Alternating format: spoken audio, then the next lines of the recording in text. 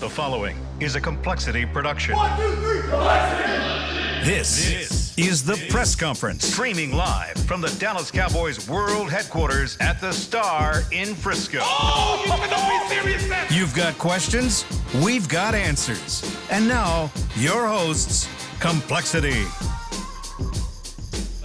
Welcome to the press conference where you're going to get the answers you wouldn't get anywhere else in esports. Nice job. Yes. Nailed it. I have a star-studded cast with me today that I'm really excited to have on the press conference with me. Oh yeah, that's right, Sören, you're a star. Don't let anyone else tell you differently. Over here to my right is Kyle Beef Batista. What's up, Kyle? Hey man, we're only like 2 days away from Christmas as of today, I think. 2 weeks. 2 weeks. This happened. I stole this from a radio bit this morning, and he said the exact same thing. So I blame Gavin. Okay. It was going somewhere. I liked it. It was good. Over across this is a great start. Always across the table from me again is one of my favorite people in the world. Is Fantasy. How's it going? It's going well. Are you very excited? I knew you were excited to come. I'm incredibly excited, as you can see hear in my voice. Yeah, love it. And love my face. Love the enthusiasm. Right next to him, we have Scott Ford. How's it going?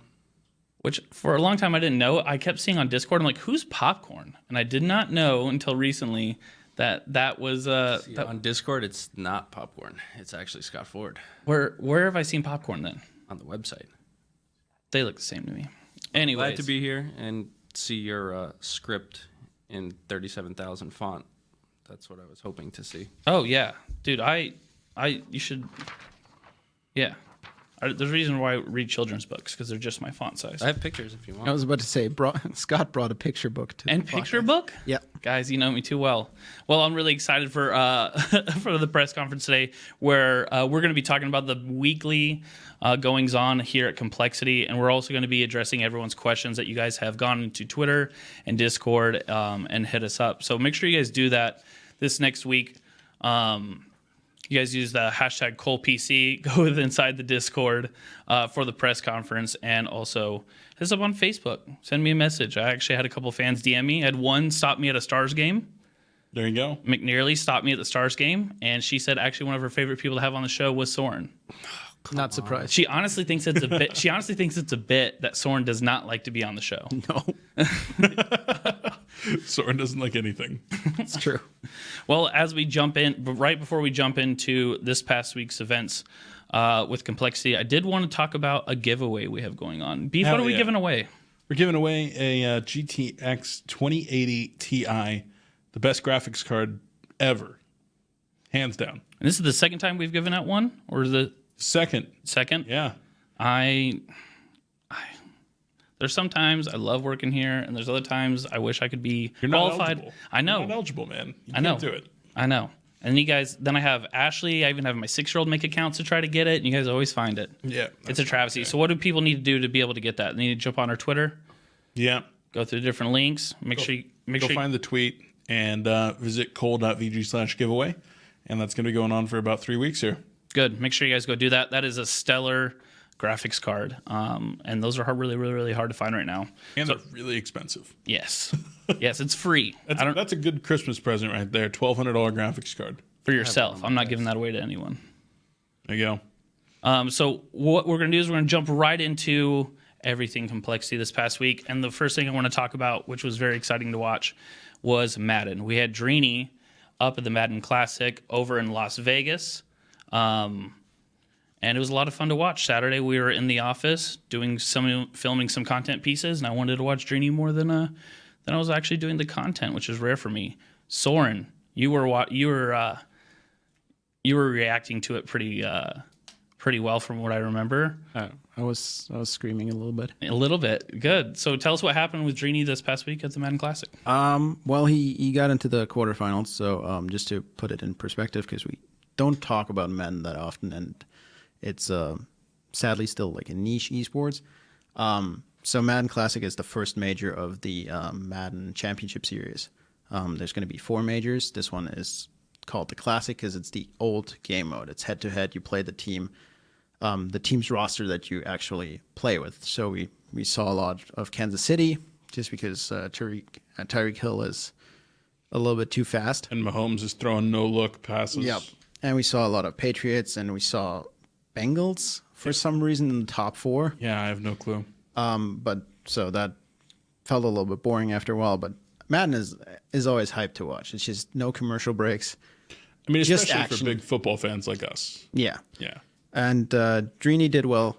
Tournament started on Thursday. He crushed his group stage, then went into the bracket, won his first 2 games very convincingly. I think it was 24-0 and 30. Oh, this is where the pictures come in. Huh? No, I wrote it down. He just printed it out. He's lazy. There you go.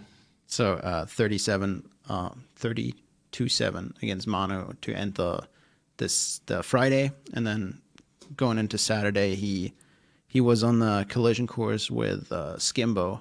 They were going to meet in the quarterfinals. They eventually met after Drini had a very close one against Young Dog. He did. Zack was mentioning that we were in the office filming content. I think we probably had a good 10 people watching that match with us.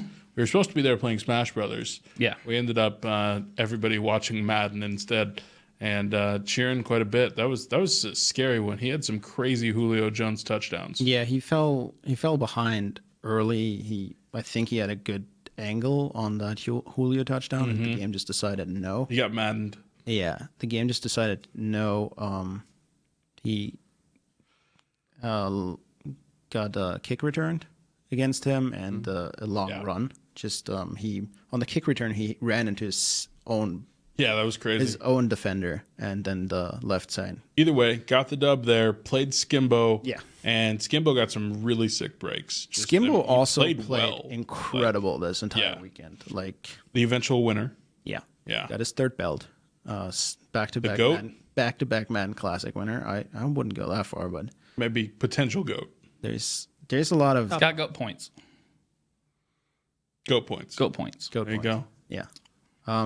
And yeah, so his run ended in the quarterfinals. I know he wasn't fully satisfied, but he has a chance to redeem himself as the Cowboys Club champion hopefully soon. How about them Cowboys? How about them boys? When is that? He's going to Southern California to play that one. Yeah, that's I think it's in January is the offline portion to just qualify to be the representative for the Cowboys, and then the club championship is later. I want to. It's not around the Super Bowl.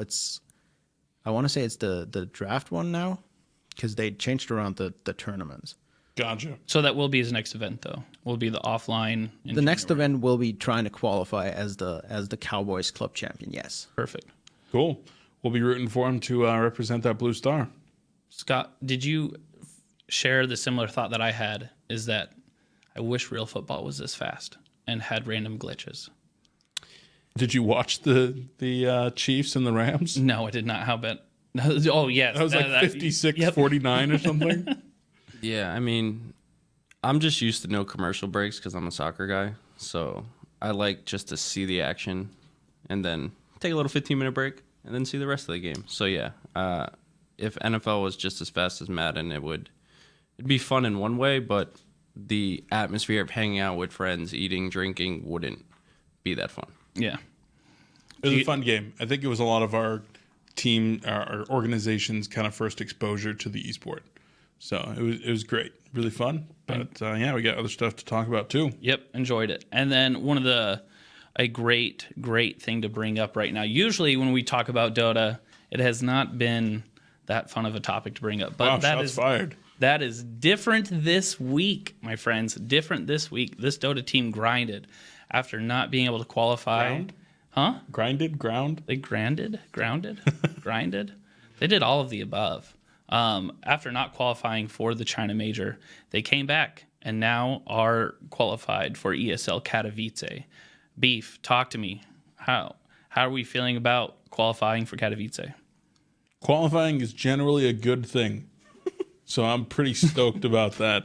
I'm going to throw it over to interim Dota manager Sören while Josh is on a little bit of a break here. And Sören, what are your thoughts on Dota? Answers you're not getting anywhere else. Qualifying is generally good. I know it is, but the excitement for qualifying is different. It was a good event. It was a good qualifier. We got to play probably the third best team in NA. Although they won the major qualifier. Yeah, they won the major qualifier, but the other teams are also still there. So, yeah. So we got to play J Storm twice. We got to get our revenge against Test 123. It was a good event. I think the team. I talked about this last time. Like the team just needs to find itself, and it looks more and more as if they are finding themselves. They have a generally very positive atmosphere. After the games, win or lose, they go over small little mistakes. Everyone wants to learn what to do better. We kind of found our identity in the draft. Death started drafting by switching to Death and having Adam kind of a co-pilot the drafts, more or less. So that worked out really well. I think our drafts were generally very solid, with some game-winning fifth picks. I remember Timbersaw. I don't remember the second hero, but there was someone else. Yeah. And so, I think everybody was really pleased. I think that there was a lot of disappointment from the players as well as from the front office in at least not making the minor.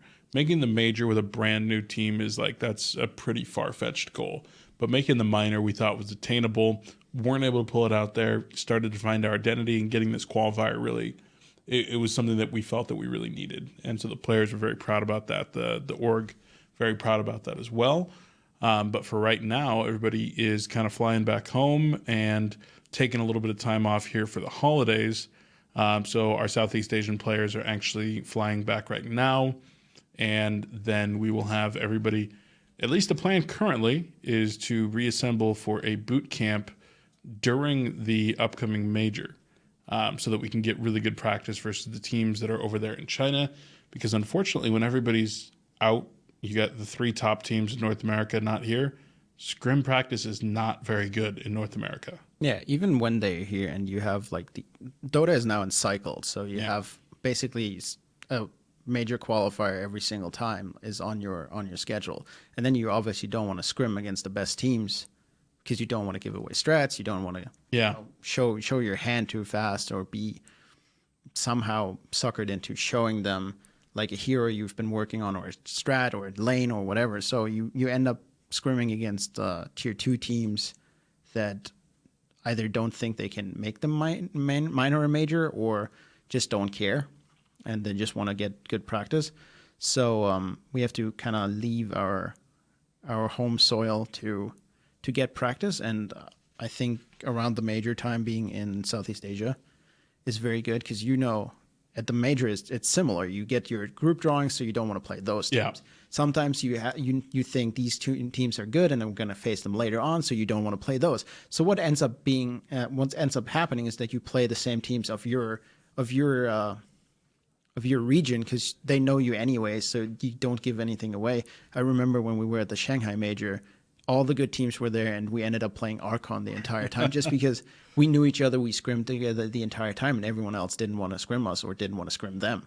Yeah. So being this outside team on the cusp of tier 1, top tier 2 team maybe now, I'm optimistic. Tier 1 might be a little ambitious right now. On the cusp of tier 1. Solidly tier 2. Cusp.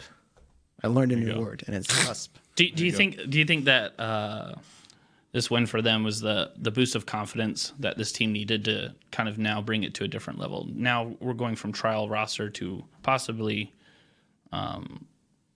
more of a cohesive team. I think they were always confident in each other or themselves. It was kind of just the progression. And I think if you just reverse the qualifiers, we have a good chance of going to the major. If you give them these 3 weeks to actually prepare, the way it ended up, it was the major qualifier, minor qualifier, and then ESL won Katowice. And I think from the roadmap that they had from the start, it was always the first one is going to be kind of iffy. The second one is manageable, and the third one should be in our grasp.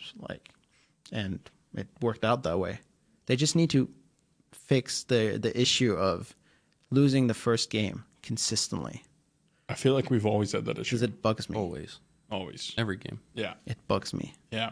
So anyway, we'll have some more news on Dota as time progresses. As you had mentioned, we announced this roster as kind of a trial roster. And we'll be having some discussions here as the year closes about what the future looks like. But I think we're optimistic right now. And we also did have, we did find a home for Skem. Skem moved over to Neon Esports. Yeah. So a lot of people, since we've kind of made all these changes that have happened, I think we announced Skem was benched about a month ago now. Roughly. Yeah, about a month ago. And so what that actually means is that we moved him off of the active roster. Now, being off of the active roster on Skem's contract meant that he is actually getting full salary during that time. And as we said, we were assisting him in trying to find a home. Well, sometimes you want to, if you're paying full salary, you want to get rid of somebody pretty quick so that you're not having to absorb that cost. But we knew the situation with Skem was in. We really wanted to try to make sure that he found a place that he was comfortable with. So he tried out for a few different places, and we said, hey, is this somewhere that you want to go? He tried out with them for an extra couple of weeks and said, yeah, I want to go to Neon. We worked that out. We got him transferred over there as of yesterday, and so we're wishing him the best of luck back there in Southeast Asia. Good. Perfect. Scott, do you have anything for us on Dota? The amount of graphs and pictures you have over there. I have every bracket, every team qualified for every event that's coming up. But about Dota, the best part about qualifying for Poland is their tournament ends the day the CS Major starts for us. So we have back-to-back events in the same exact place, which is, for the organization, great. Since we'll have people there watching Dota, they'll stay for CS. So that's what I'm looking forward to the most, is two teams back at the same event. Logistically, it makes a lot of sense for you. It means he doesn't have to book that many flights. It makes my job a lot easier. Yeah. And also saves the company a lot of money. I don't. Hopefully this will work out. I might just send both camera guys. I got to figure this out. It's going to be fun. Next question. Fun stuff. So we also have coming up, we have CSGO. So I do want to address real quickly with CSGO. One thing that I talked about was all of the POVs that we're going to be creating around DreamHack Winter. After much deliberation, going through the footage, what we decided, and looking through the comment section, what I decided to do is go ahead and create an extended cut. So a lot of those extended team talks and discussions, and some of those funnier moments, the moments that didn't make it into side POV, we are going to put those inside of extended cut from the request of the fans in the comment section of last week's press conference. So there you go. We read them, I listen, and that's what we're going to do. So make sure you guys stay tuned for that. That's going to probably be released closer to the holidays, holiday break. What a Christmas gift. Yes. There you go. Yes. We also had recently, we were talking about that content piece that we were doing earlier. So just as an update with the team, we had a really fun chance to be able to record doing a Battle Royale Danger Zone with Shaz and Def. Danger Zone was kind of a big announcement coming out, especially for, BR. But it was an hour? Yeah, for about an hour. I want to just open it up real quick before I move on to our last subject. What did you guys think of Danger Zone? It's interesting for a few games. Subpar. Yeah. It's just very different style BR. I feel like Valve is known for these, really, you go back to, the Half-Life 2 days. It's they're innovators. They're doing stuff that nobody else has done before, or they're doing stuff that people have done before, polished to a level that is, next level. And this was neither of those. It was jumping on a bandwagon, and it was, a non-finished product, in my opinion. So it really struck me as, non-Valve-like. Mm-hmm. So I was disappointed in it. And I think a lot of the community members were kind of excited, and they were they knew this update was coming out, and they were oh, it's going to be so much cool stuff. And they're it's a battle royale, and the game's free. That's something else I want to talk about as well. But I was a little disappointed. The game being free now means that the prevalence of hackers and cheaters, griefers, etc., could be more prevalent, especially in the Prime ranks with the changes they made to Prime. There's a lot of unrest in the community, and I can see where they're coming from. I don't necessarily agree with all of it, but I can see where they're coming from. I definitely like the free part. I definitely like seeing the ability to open up just the CS community as a whole. Now, all the other things are completely valid. Now you're opening up yourself to a whole other world of issues. It's kind of a double-edged sword, but being able to go to someone and with free-to-play games like League or Fortnite, you can just download and play. That's really nice. I think it's a great idea. Yeah. I mean, you're gonna have hackers and cheaters in all different kinds of games, and CS wasn't an expensive game to buy anyway. So most hackers that got caught would just buy another account. Well, the difference being that the way that you achieved Prime before normally took about 100 hours of gameplay and a valid phone number. Now you can instead get the game for free, and for the cost of the game previously, you can buy Prime. That's like where your major deterrent from cheating was that you'd have to sink in 100 hours True. to be able to then grief in higher level games. That's no longer there, and you essentially pay your way into that. That's where I think the majority. There's still a lot of ranks though where you're not going to be matching with the top level players. You're more like players like us. I am excited about it. Terrible. I'm excited about it That's what I because was saying. CS usually can't. They're skeptical about playing other first-person shooters, especially when they're in heavy practice mode or competing mode, because it kind of messes with your aim a little bit. That is the one nice thing about this. We might be able to do some content or have some fun with them, or do content with like Dota or Fortnite guys, and they can actually play a game that's not going to kind of ruin that for them. Yeah. Because every time I ask them to play a game, they're like, we're not going to play it. It's like we're in the middle of training season. So yeah, it's kind of like a fun, just little game. Yeah, and I really like the idea about ordering stuff on the tablets and then having it delivered. That was cool. I can't think of what. I just watched a documentary on Half-Life. Which version? Of You saw that one, right? Yeah. It was so good. Yeah, that was a very good documentary. I can't remember which version of Counter-Strike it was, but this BR feels like a play off that, where their work, like what Valve likes is what Valve's going to do, and this has been years apart. So their approach to BR was trying to bring back something they tried in the past, and like you said, they try to do things more polished. I think that's what this was. It's just the hype around Fortnite right now is, if it's not the same and better, it's going to be very hard to break in. We've even seen Blackout fall back a little bit. Mm-hmm. It wasn't like it was when it first came out. And now we got tournaments starting to come up. There's another one on Friday. Yeah, I think it was more so that they did nothing with the game for 3 months. It's hard to beat the buzz of Fortnite releasing a new season every month and updates twice a day. Now, if it would have been like the second BR out, I think we would see it in a completely different light. I think it was just There's a year and a half ago. Yeah, there's that meme of the guy walking in saying, "Hello, fellow kids." It's like probably the perfect way to kind of describe. And they had to do a spin if they wanted it to stick. And who knows what updates they have planned? Maybe they wanted it could be some soft cool stuff. of a launch. Yeah. Ooh, show match. That's one thing I asked when we were talking to Rory and Shaz. They said we could see this as a really cool show match format versus like something a little bit fun and different. In between downtime. Yeah. Definitely. Cool. Perfect. Well, an event that happened this past weekend, we had someone ask us last week if we are going to be watching CWL, even though we didn't have a team participating. And guess what? You bet your butts we did. I loved it so much. Black Ops 4, I'm a huge fan of it. And it was really, really exciting to see it. Scott, what's up? Did you watch? No, I didn't watch anything, actually. You didn't watch it at all? Of course, I watched the whole tournament. Yeah, I know. And missed one match. How disgusting is the Tempest? It is so good that it got nerfed this morning. Yeah, but even 10 rounds is still a lot. But they're going to be changing the accuracy too.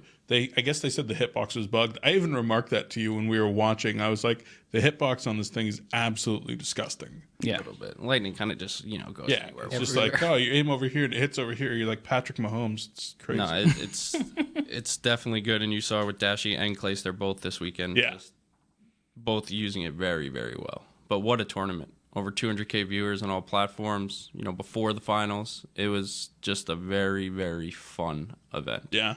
100 Thieves not having so great of a debut. I mean, a lot of teams did. Envy didn't come out too hot. I mean, you look at Optic and Splice, and definitely E United. Those were, your top 3 teams. And don't forget LG, who's the 4th team, and they're in the Pro League. So they had a bad event, but they finished in the best spot because they don't have to go through this qualifier tournament next month. So it's good for them. It was it was definitely a shakeup. You had everyone before this just building up these insane rosters, hyping them up, and to see it all play out was very interesting. And congrats to Dashi. Yeah, man. Congrats to Dashi.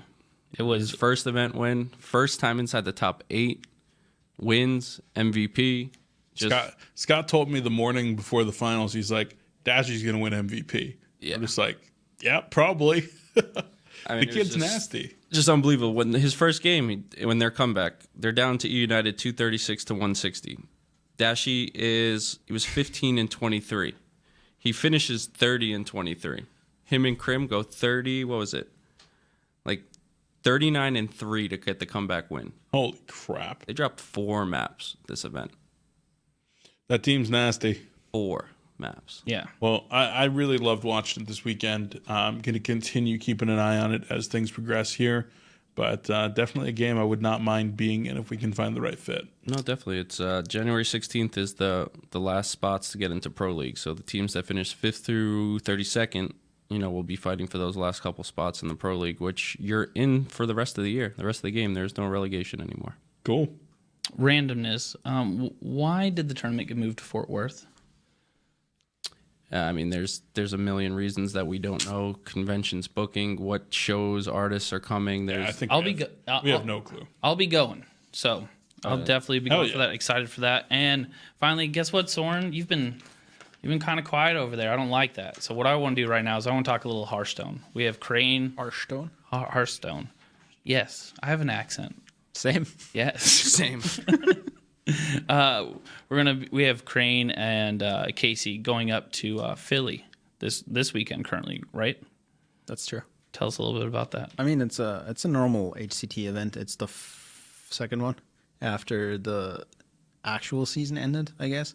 So now it's just for this expanded season. I think I talked about this before, where you can still fix your master rank or master tier, I think it's called, for whatever Blizzard has planned next, which they haven't announced necessarily yet.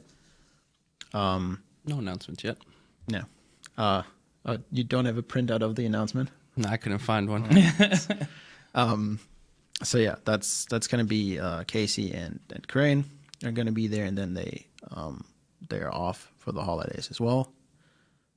In other card news, there's Seed Story Cup coming up, Petrify qualified, and that's it for the card game updates.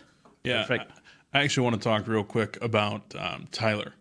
Tyler's been posting on social media about some stuff that he's kind of going through as well, and talking about his dad's health, and I know that he's been focusing on that a lot. So definitely want to say, best wishes from everybody here at compLexity, and we're keeping them in our thoughts here, and praying for the best with him and his family. Yes. And then one more tournament we have this weekend is the CS qualifier for Star Ladder. Yes, we do have Star Ladder coming up. Yep. Right now, I think 2 or 3 of our players are sick with the flu or food poisoning. So really hoping that they recover by this weekend. Did not know that. Yep. Yeah. They were going to go practice today. Hogman's currently participating right now inside the Winter Royale, Winter Skirmish. And he is, I'm wishing him the best. He's, with a new update coming out, going to new competitive format. He is very optimistic, and he seems pretty confident. in himself. Planes, zip lines, World of Planes swords. Yep, it's a lot to handle, and with a game with so much randomness, I think he seems pretty level-headed. So Thursday, obviously, when you guys watch this, you guys will know the results, and hopefully, cross our fingers, everything goes well for him. But yes, their CS was supposed to be in there practicing. Matt let me know that I think it's Brad and Rory that are currently sick. So Cool. So what we're going to do now is we're going to go ahead and move to our questions. Make sure you guys use the hashtag ColePC. Hit us up on Twitter and Discord every single week. You guys can reach us. You tweet it, type it, write it, put it in a smoke fire. We'll read it. What? Send a carrier pigeon. Yeah, anything. I don't really care what it is. Just I'll answer it. So we're going to go ahead and start off with a question from Quasi. General question. I was wondering if you guys ever have beef with each other, or if you guys get along pretty much all the time. Always beef. There's so much beef. And it comes from beef all the time. He's the one who creates it. Yeah. Yeah. I would say that most people at the company are generally pretty friendly. I mean, We're all pretty friendly. As with any, exactly, pretty much everybody. As with any kind of office environment, especially when you add the element of competition, the high pressure, overly competitive environment that is esports, there's bound to be conflict. But I would say that we generally have some pretty mature people here. And if there's ever any conflict, it's resolved relatively quickly. I don't think it's really, we don't have beef. We have really good banter. We have sick banter. We like to have fun at our job, especially because it's long hours. Esports isn't an 8 to 4 or 9 to 5. It's very unpredictable, and we never know. You come into the office, and you might think you're going home at 5 on that day, but something pops up, and you're there till 1 a.m. sometimes. There's a reason that we say that Andrew's on vacation all the time. Well, I mean, it's It's true. true. It's true. Is he on vacation right now? He might be. I mean, we just voted 2 to 4. It's true. I think for me, I could definitely say it's a definitely positive environment to work in, because I think being as small as we are relatively, we lean on each other for a lot of stuff. We depend on each other for a lot of stuff, and I feel like if anyone has beef with each other, we usually just banter it out for the most part. Or play it out in Mario Tennis. Yeah, I was gonna say Yes. play some video games. Loser buys lunch. We do. Sorted. Yep. Well, thank you so much, Quasi. The next one we have is from Mr. Spider. Question for Cole PC. What do you think of Battle Royale games in esports? Fortnite, PUBG, CSGO, and the rumors of Dota BR. It gives some game devs are committing to Battle Royale in esports. What is the opinion on competitive scenes in BR? I'm going to... if anyone's able to take it. We talked about it a little bit, so... Anyway. I mean, we'll use today's tournament for example. Fortnite. They're putting $100 million into tournaments. They want to take the esports scene to the next level. But we have a big tournament today, and now we got planes and a new item added in the day of qualifiers. So they mean well for competition. I really think they do. It's just when you drop such a big update on the day your tournament's starting, it throws these players off completely. Yeah. I don't think that's limited to just Battle Royales, though. No, That's it's anybody. Dota. A lot of people do It that. happens in Dota. Dota happens in constantly. CS. They dropped an update in the middle of the ESL finals in Odense last week. International qualifiers. No problem. So that happens all the time. But, Battle Royales, they're definitely filling a niche. Like, people out there want to play this game, and they want to play it competitively. Whether it's the truest form of competition because of the highest elements of randomness that it has, who knows? But people out there want to play it. There's a need for it. Why not? And we're seeing a lot of different formats. If it's just kills one game, duos. So it's like all these games are trying to sort of figure out what the style is going to be. Sort of like Counter-Strike was when it first came out. How many rounds, starting money. Yeah. Everyone was playing all this different stuff. And eventually we came up with a format that's almost lasted 20 years. Yeah. So it's going to take a little bit of time to figure this out. Yeah, that's exactly what I wanted to say. Like, I think it has legitimacy in the scene just because there's a need for it. People want to play it, people want to watch it. But if you just compare Fortnite and PUBG, like the formats they run are completely different. One is very heavily team play, 4 people, not even the full server most of the time. They are not inviting 100 people most of the time. And they've gone, like PUBG has gone away from like the solo ones and tried to market themselves as like this team game duo and squads. And Fortnite is doing a completely different approach. They are trying to mix in influencers. They're doing solos. They're doing duos. They're experimenting with point structures, whether you need to frag out or just get to the final circle or something like that. And I think that's the one thing that is quote unquote holding them back, is that there's no one has figured it out how to make it the fairest, the best to watch, because every system or every format that I've seen has like some sort of a flaw. Whether you run like the pub stump tournament, you have like two pro teams end up in the same pub, and that's like putting it out of whack. Or if you do it just like with the last circle or surviving as long, you have 70 people in the fifth circle, and they are all stacked above each other, and no one wants to engage. So I think that's in the next few months, year, they're going to figure that out. Fortnite is going to figure out what they want to run. They experiment a lot and try a lot of different things, which I find kind of cool. I think that making it truly competitive, it's going to be difficult. It's got its quirks. Yeah. Now that they have what's it called, the creative mode, we're seeing people Creative mode's making hype. Call of Duty maps in Fortnite. So Oh, that Nuketown. That one was cool. Does too. back to Half-Life. It came from modders. We might see the pro scene in Fortnite come through something creative, where we're going to have a creative map, and then we're going to have our general big map that has events and all that stuff. So Dota 2 and CSGO, both modded. mods. What Where's was of the Storm? what is that Dota 2? The Dota 2 battle royale, or just the Dota battle royale that everyone's I talking mean, about? they released something for Halloween. Yeah, that was kind of battle royale. Yeah, I don't know But what that was like it very small scale. What was it called? I can't remember. I Keep our eyes. I don't know. There might be something there. What's the MOBA that has a battle royale right now? Is it Battle Right? Battle Right. Battle Right. Has, That's the Battle one I Right was Royale thinking of. has the third person. Yeah. Battle Right's hype. If you haven't played it, you should Yes, play it. you should definitely play it. You should play both. I think it's free, right? It was free over the weekend. It's not free. Gotcha. But it's worth the investment, 100%. Sweet. Well, I'll keep my eye out for that. Next one we have is Namu Max. What is happening to your CR team? Is their contract over? Or are you guys going to keep them for season 2? Kyle, Yeah. Clash Royale. So Clash Royale, we are still trying to figure out what's happening. I think a week and a half ago, we had the Clash Royale finals over in Tokyo, and that was cool, man. I'm personally a huge fan of the landscape instead of portrait broadcast. Finals wasn't landscape. The finals was? It was. It was. I mean, sorry, it wasn't portrait. I thought he said It portrait. was the one that looks like this. Yes. Yeah. Sorry. The one that's sideways. I just wanted Normal. to prove you wrong. Normal. Normal. Whatever. Landscape. Yeah, it was landscape. No, I know. Portrait. Yeah, whatever. I messed up.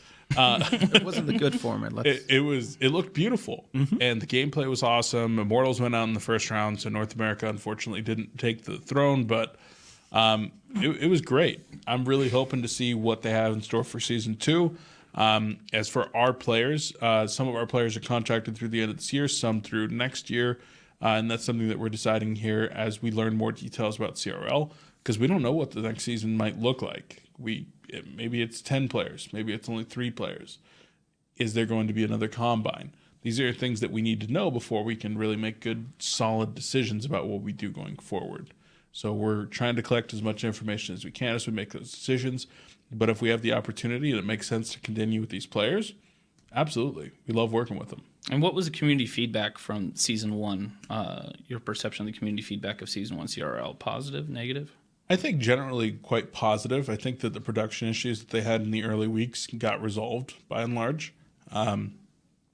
Specifically, portrait mode, I still know was a huge thorn in the side of the community, which is why it was so loved. The viewership was fantastic for the finals, as well as promotion within the game. Maybe it was a little bit lackluster, but that got better as the season went on. So I fully expect there to be a season 2.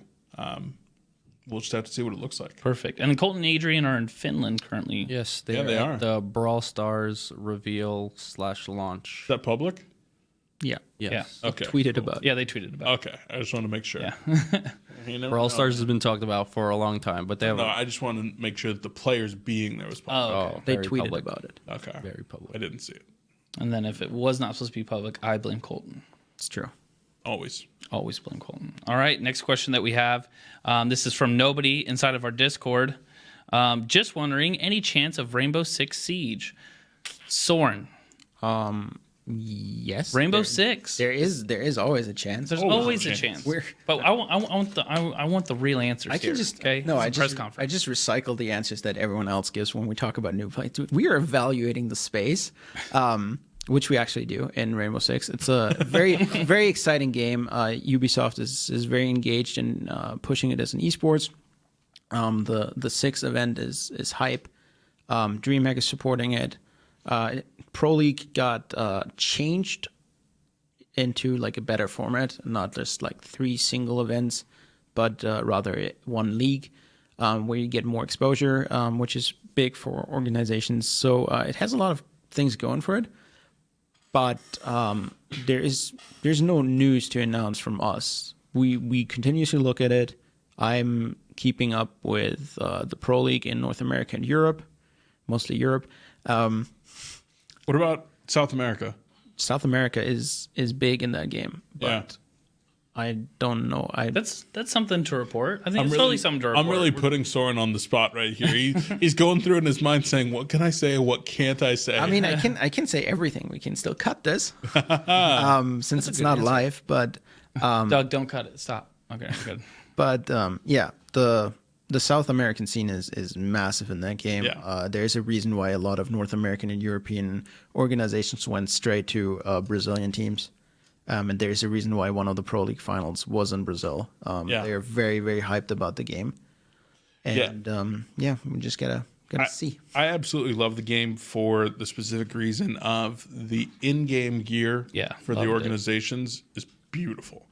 They really, really do a great job about integrating the brands that are supporting the game. That was really cool. We were looking at getting into the game starting late last year, probably. Yeah. I think there was one chance probably back in like January or February this year that there was like a pretty good chance that we were going to get into the game, and then it kind of fell through. So it's still something that we're evaluating. And back to the PC response here. If something lines up, we would love to be in the game. It's a very exciting game. Let's just say it. Like I saw the graph of like player base and Twitch viewership today, and we played the game way back in like 2014. We actually went up to Montreal and tested it. Yeah, with our Call of Duty team, actually. Our old Call of Duty team. Who was on that roster?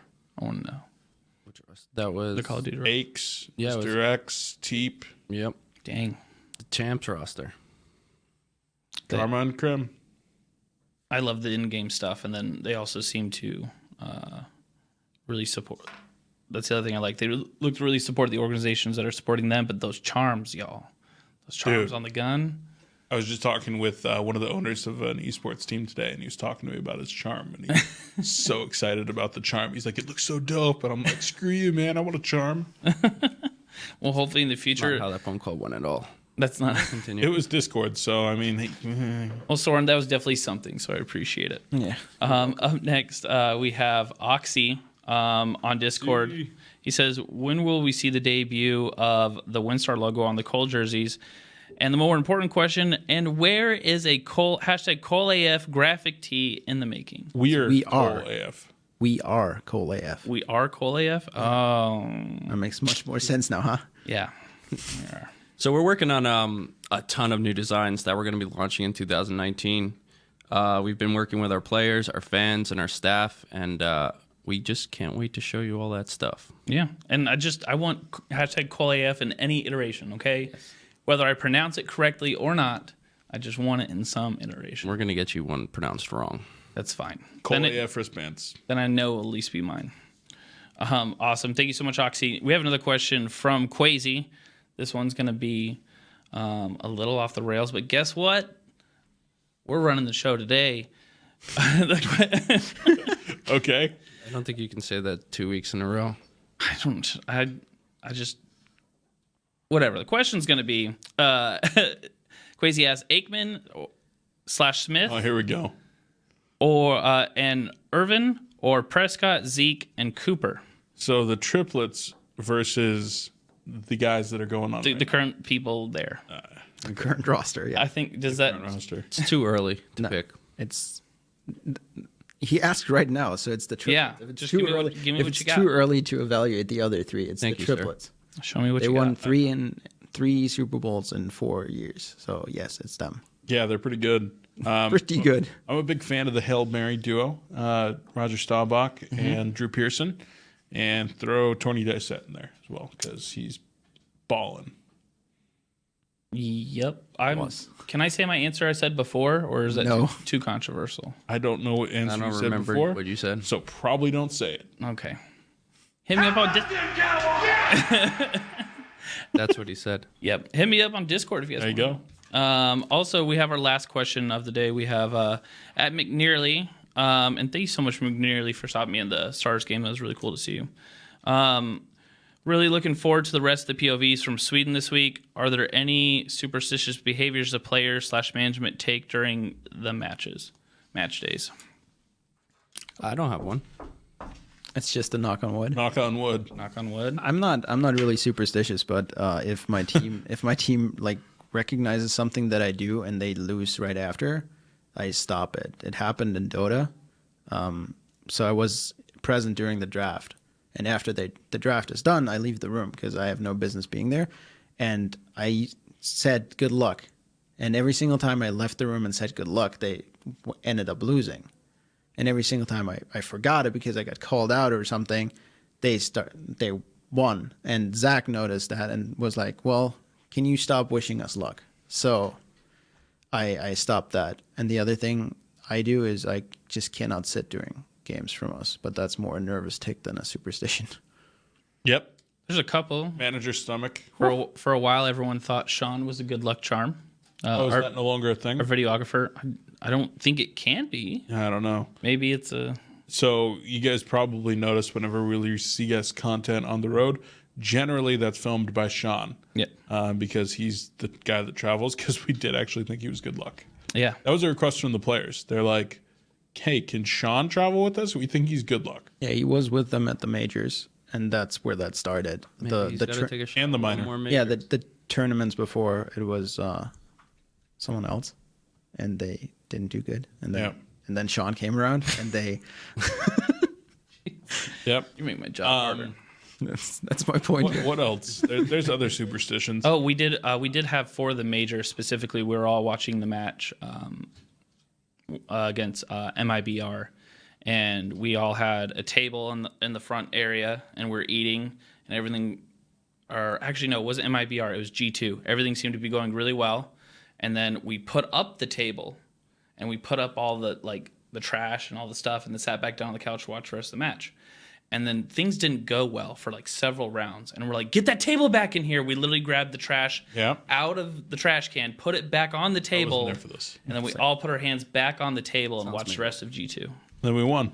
Yes. So that was that's pretty much only superstitious experiences I've had here. I think she was asking because there was a reference in the episode where Peter didn't want to shake the other team's hands. He wanted to do fist bumps.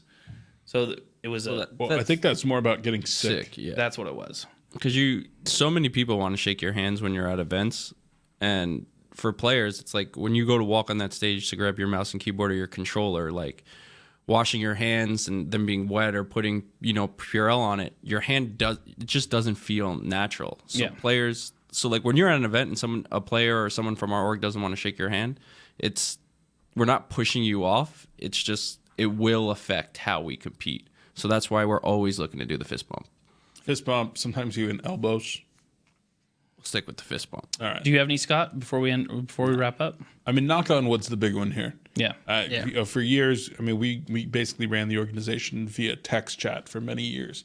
And so I would never talk to people, and we'd be watching matches, and we'd say, oh, that was such a sick round. And somebody typed cow, K-O-W. And I'm like, what the heck does K-O-W mean? Like, cow, like, yeah, that was cool. Like, pow, that was a good round.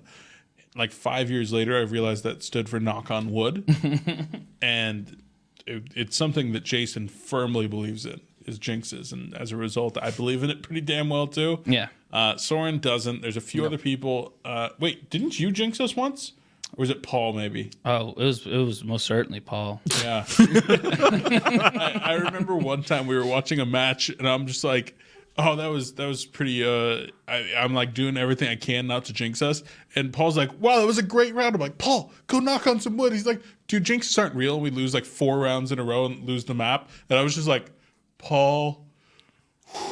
Yeah, that most certainly wasn't me, because the second week I was there, maybe even the first week, we were watching a CS match, and we're all in the front lobby, and it was very apparent to me that was a very important thing to Lake. So I just decided to stay clear of that and keep my hand near the closest piece of wood. We should make a cow shirt. Knock on wood. Notes to Daniel. What were you saying, Sören? I'm sorry. We're currently working on new designs for 2019. Excellent. Thanks, press secretary. Well, thank you guys so much for watching this episode of the press conference. If you guys made it this far in the press conference, make sure you guys comment down below with fan elite points. I want to see them. Make sure you guys use the hashtag ColePC. If you guys type it, tweet it, I'm going to read it. Thank you guys so much. We'll see you guys in next week. Peace.